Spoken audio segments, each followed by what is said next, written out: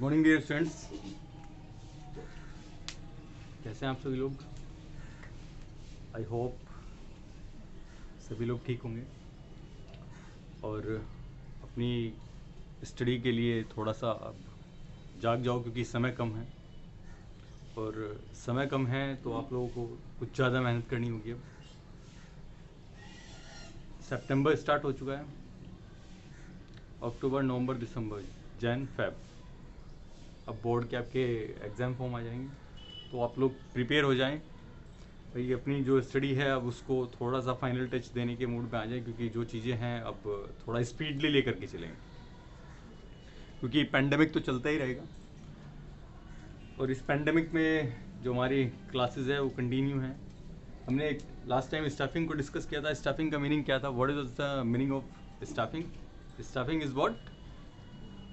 Optimum utilisation of human resources, obtaining of human resources. भाई हमें क्या करना है? ऑब्टेन करना है एक कॉम्पिटेंट पर्सनल को। कॉम्पिटेंट यानी कि जो इस मार्केट सिनेरियो में हमें ज़्यादा से ज़्यादा आउटकम दे सके, हमें ज़्यादा से ज़्यादा प्रॉफिट गेन करा सके। तो इन सब चीज़ों को हमने लास्ट क्लासेस में डिस्कस किया था। स्टाफिंग, देखिए स्टाफिंग जो है एक बहुत ही स्टेप बाय स्टेप चलने वाली चीज़ें होती हैं, क्योंकि स्टाफिंग को जो हम कहते हैं तो हमें एक ऐसे पर्सनल, एक ऐसे व्यक्ति, एक ऐसे ह्यूमन रिसोर्स, एक ऐसे मैन पावर, एक ऐसे वर्क फोर्स को हम रिक्रूट करते हैं जो हमारे डिज़ायर्ड ऑब्जेक्टिव्स किसके हैं? ऑर्गेनाइजेशन के हैं। उन ऑब्जेक्टिव्स को ईजिली अचीव करने में हमें हेल्प करें। तो इन सब चीज़ों को हमें कंसीडर करते हुए हमने लास्ट क्लास में पढ़ा था एस्पेक्ट्स क्या होते हैं? एस्पेक्ट्स का मतलब होता है पहलू। हम कहते हैं ना एक सिक्के के दो पहलू होते हैं, एक हेड और एक टेल।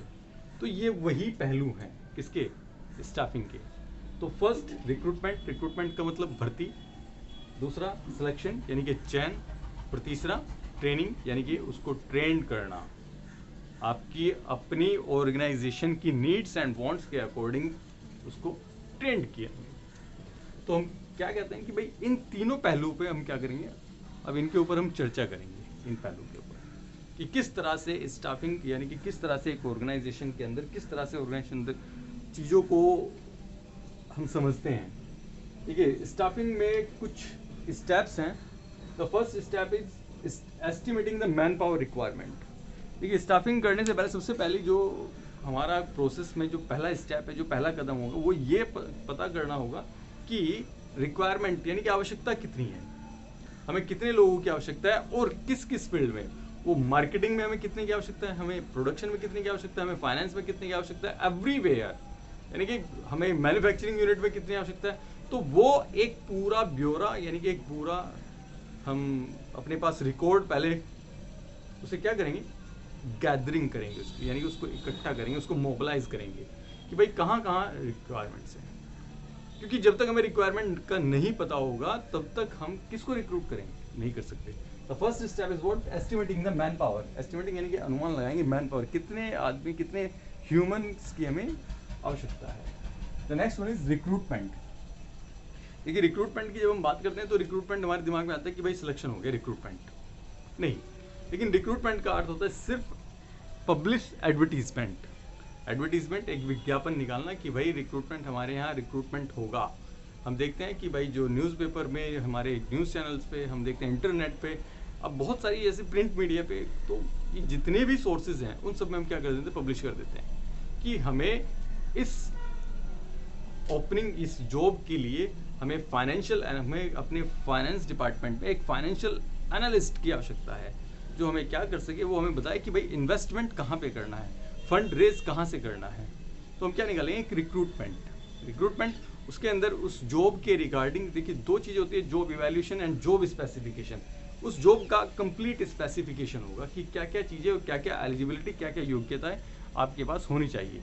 अगर आप फाइनेंशियल एनालिस्ट बनना चाहते हैं तो आपके पास MBA इन फाइनेंस, आपके पास क्या होना चाहिए? या तो आप MBA फाइनेंस हो या फिर एक चार्टर्ड अकाउंटेंट की डिग्री हो, तब जाकर के हम आपको क्या करेंगे? रिक्रूट करेंगे। बात समझ में आई? That is called recruitment. The next one is selection.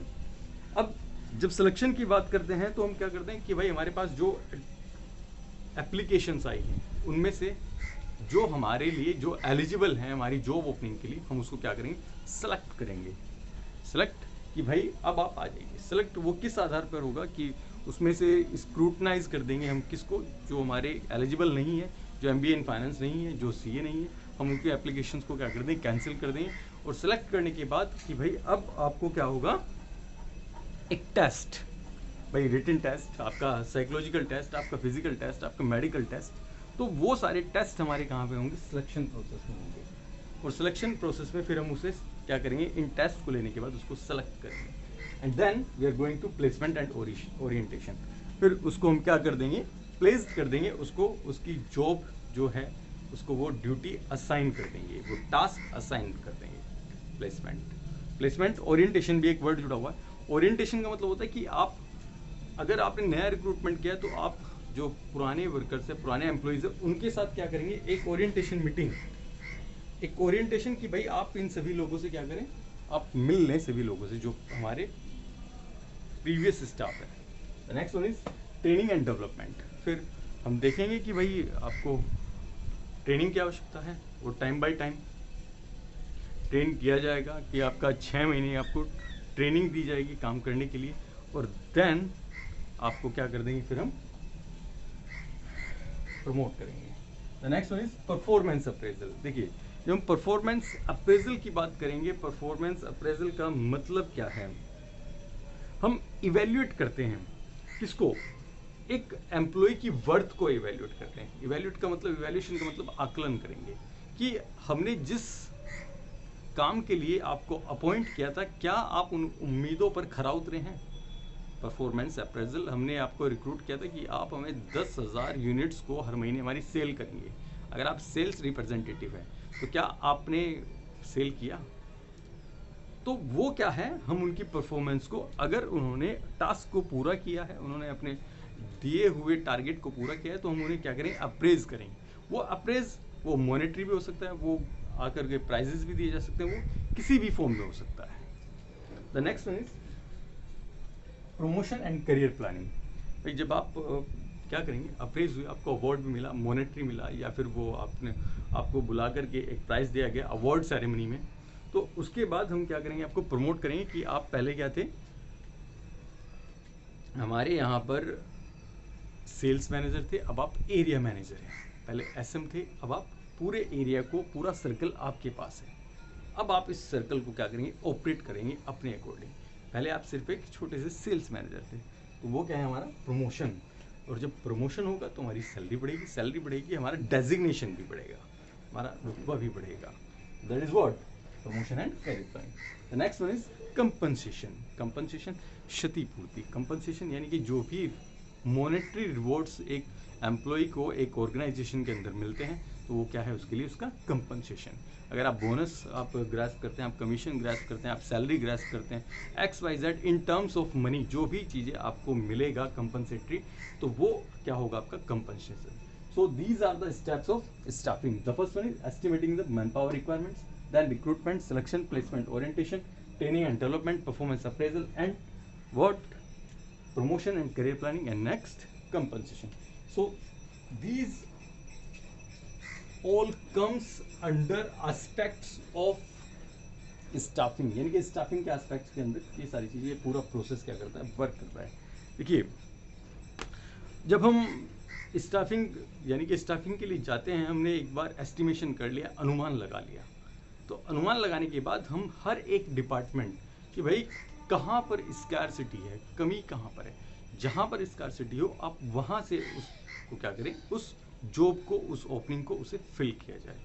तो ये सारे स्टेप्स एक व्यक्ति को, एक ह्यूमन रिसोर्स को, एक कॉम्पिटेंट पर्सनल को रिक्रूट करने के लिए क्या जाते हैं, ये सारे स्टेप्स आपको फॉलो करने होते हैं। भाई रिक्रूटमेंट का जब हम सुनते हैं तो रिक्रूटमेंट हमारे माइंड में एक ही चीज़ आती है कि भाई सिलेक्शन होना, लेकिन रिक्रूटमेंट का अर्थ सिलेक्शन नहीं है। रिक्रूटमेंट का अर्थ है कि सिर्फ जो एडवर्टीजमेंट पब्लिश होते हैं न्यूज़पेपर में, इंटरनेट पे, आप कहीं पर भी देखते हैं, हमने देखा बहुत सारी बड़ी बड़ी जो ऑर्गेनाइजेशन है, बड़ी बड़ी फैक्ट्रीज है, वो अपने यहाँ अपने गेट पर क्या लगा देती हैं, वैकेंसीज ओपन, जॉब ओपनिंग्स, और उसमें जिस चीज़ की भाई हमारे पास, हमें फिटर की आवश्यकता है, हमें एक मैकेनिक की आवश्यकता है, हमें बॉलर के लिए एक चलाने के लिए एक एम्प्लॉय की आवश्यकता है, तो वो सारी स्पेसिफिकेशंस हम क्या करते हैं उसमें मेंशन करते हैं। तो ये पूरा प्रोसेस रिक्रूटमेंट कहलाता है। बात समझ में क्या है? तो इसी तरह से स्टाफिंग को हम आगे पढ़ेंगे। स्टाफिंग जो है वो किसके अंदर आता है? हमारा human resource HRM, human resource management. एक वाइड कॉन्सेप्ट है। हमारे पास एक HRD क्या था, मिनिस्ट्री भी थी, जो कि अब क्या है, एजुकेशन मिनिस्ट्री है, शिक्षा मंत्रालय है। HRD वो पहले क्या था, ह्यूमन रिसोर्स डेवलपमेंट, यानी कि मानव संसाधन विकास मंत्री थे हमारे रमेश पोखरियाल निशंक। उनसे पहले थे हमारे कौन, प्रकाश जावड़ेकर। एट प्रेजेंट पोखरियाल निशंक जी हैं, जो कि अब क्या कहलाते हैं, उस डिपार्टमेंट को नाम बदल के अब कर दिया कि शिक्षा मंत्रालय।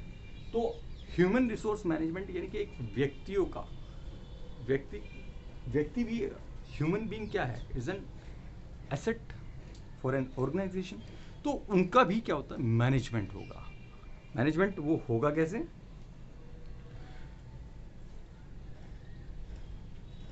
देखिए, एक ऑर्गेनाइजेशन के अंदर एक मोस्ट इंपॉर्टेंट फैक्टर है एक एम्प्लॉय। क्योंकि जब हम बात करते हैं एम्प्लॉय को, अभी प्रीवियस क्लास में हमने डिस्कस किया था कि भाई आज का जो सिनेरियो है वो अपने एम्प्लॉयज़ को क्या मानते हैं, लाइबिलिटी मानते हैं, जो कि फेयर नहीं है। जब तक आप उसे अपनी एसेट ट्रीट नहीं करेंगे तब तक वो आपको अपना 100% नहीं दे पाएगा। समझ में आई? तो ह्यूमन रिसोर्स मैनेजमेंट एक वो कॉन्सेप्ट है जिसके तहत हम समझेंगे कि किस तरह से एक ह्यूमन को डेवलप किया जाता है, किस तरह से उसको अपॉइंट किया जाता है, किस तरह से उसको उसकी नीड्स एंड वांट्स को पूरा किया जाता है। That is called human resource management. चलिए, बाकी हम नेक्स्ट क्लास में डिस्कस करेंगे।